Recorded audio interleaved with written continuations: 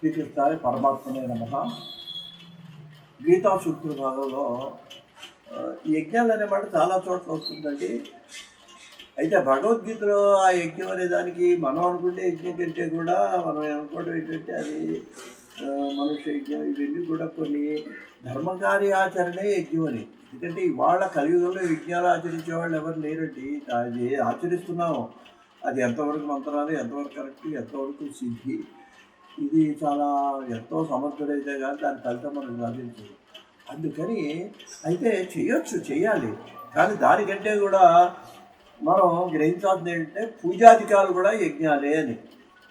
ఇప్పుడు మనకు పంచయజ్ఞాలు అని చెబుతాండి మామూలుగా, పితృయజ్ఞము, తర్వాత ఇవన్నీ కూడా యజ్ఞాలే. ఇక్కడ అదే వాడు ఏమంటాడంటేనండి 11వ శ్లోకంలో 10-11 శ్లోకాల్లో 3వ అధ్యాయంలో ఆయన అంటాడు, సహయజ్ఞ ప్రజా సృష్టా పురావోచ ప్రజాపతి అని అంటాడు. బ్రహ్మదేవుడండి మనల్ని సృష్టించాడు, మనతో యజ్ఞాల ద్వారా సృష్టించి యజ్ఞాల ద్వారా మేము అభివృద్ధి చేద్దామన్నట. ఎందుకని?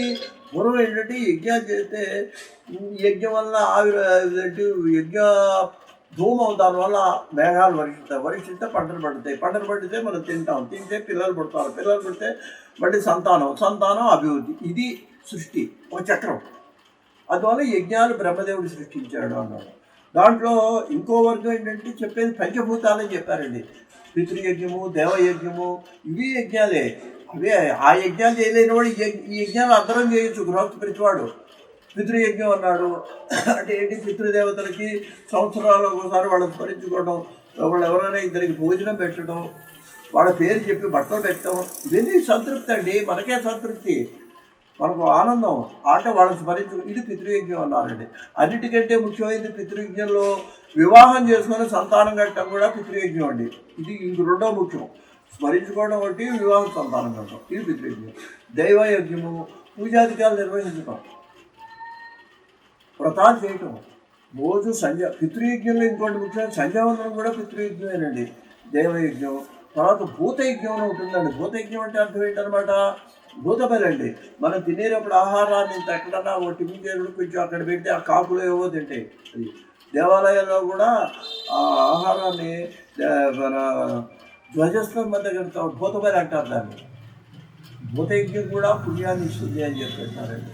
అందువల్ల ఏంటంటే ఇవన్నీ అతిథుల్ని ఆదరించడం అండి. ఈ అన్ని యజ్ఞాలే అని మనకు శాస్త్రాల్లో భగవద్గీతలో చెప్తున్నాయి. కాబట్టి వీటిని నాయనా నువ్వు సమాచారా, వీటిని నువ్వు ఆచరించు. ఇట్లా చేయటం వల్ల ఏం జరుగుతుంది? దేవాను సంభావితాయతేన తే దేవా భావయంత పరస్పరం భావయంత శ్రేయం పరం అవాప్స్యత. 11వ శ్లోకంలో నాయన ఇటువంటి పంచయజ్ఞాలు అవన్నీ చేయటం వల్ల ఆ దేవతలు సంతృప్తి, దేవతలు అంటే దేవతలు పితృదేవతలు ఇద్దరు కూడా సంతృప్తిని పడతారు. వాళ్ళిద్దరూ సంతృప్తిని పడటం వల్ల ఏమైంది? వాళ్ళు మన కోరికలు తీరుస్తారు. మనకంటే వాళ్ళు శక్తిమంతులండి. పితృదేవతలను ఆరాధిస్తే సంతానం కలుగుతుంది. చాలామంది మనకు సంతానం లేదంటారు. అంటే వాళ్ళు అంతకుముందు జన్మలో దాంట్లో కానీ దైవారాధన, పితృదేవత ఆరాధన చేయకపోతే కొంతమందికి సంతానం ఉండదు. అది లోపం గ్రహించాలి మనం. తర్వాత ఇంకోటి ఏంటనమాట, పరస్పరం భావయంత. మనం వాళ్ళని పూజించాలి, వాళ్ళు మనని అనుగ్రహించాలి.